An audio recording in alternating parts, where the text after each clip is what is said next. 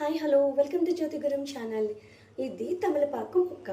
ఎప్పటి నుంచో నేను మా ఇంటి ఆవరణలో తమలపాకు మొక్క నాటాలని అనుకుంటున్నానండి. కానీ మా ఊర్లో కొన్ని నర్సింగ్స్కి వెళ్ళి అడిగితే ఈ మొక్కలు అయిపోయినాయి అన్నారు. బట్ ఈ రోజైతే ఈ మొక్క మా ఇంటికి వచ్చేసింది. అసలు ఎవరి ఇంట్లో అయినా తమలపాకు మొక్క ఉంటే చాలా మంచిదని చెప్తారు. చూడండి, ఏ పూజల్లో అయినా తమలపాకులు లేకుండా పూజ చేయగలుగుతామో. సో ప్రతి పూజలో ఒక విశిష్టత సంతరించుకుంది తమలపాకుకి. తమలపాకులు ఆంజనేయ స్వామికి చాలా ఇష్టం.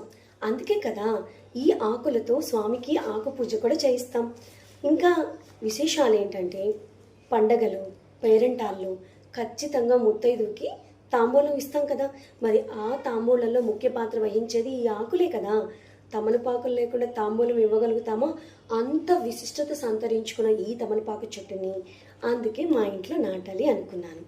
తమలపాకు చెట్టు నాటడం వల్ల దుష్ట శక్తులు ఇంట్లోకి దరిచేరవట. అంతేకాదు సిరి సంపదలు, అఖండ ఐశ్వర్యం కూడా మనకి లభిస్తుందని పెద్దలు చెప్తున్నారు.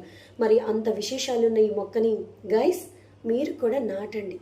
యాక్చువల్లీ మొక్కలు లేని ఇల్లు ఇల్లే కాదు. నా ఉద్దేశంలో ఎటువంటి మొక్కలైనా ఇంట్లో నాటాలండి. మొక్కలు నాటాలంటే బోల్డంత స్థలం ఉండాలి. ఇంటి వెనక పెరడు భాగమో ఇంటి ముందు భాగమో ఖాళీగా ఉండాలి. అలా లేదు మాకు, మొక్కలు ఎలా నాటుతాం?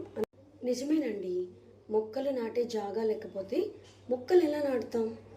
మాలాగా అపార్ట్మెంట్స్లో ఉండే వాళ్ళకి ప్లేస్ ఎక్కడి నుంచి వస్తుంది? ప్లేస్ లేదని మొక్కలు నాటడం మానేస్తామా ఏంటి?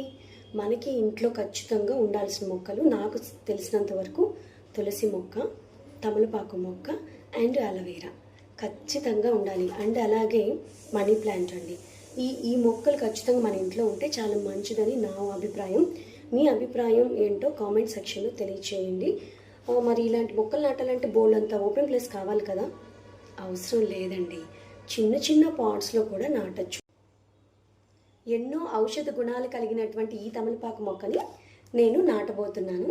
అది మరొక వీడియోలో అప్లోడ్ చేస్తాను, తప్పకుండా చూడండి. ఈ వీడియోకి అయితే లైక్ ఇచ్చి నాకు సపోర్ట్ చేయండి. Thank you so much friends, bye.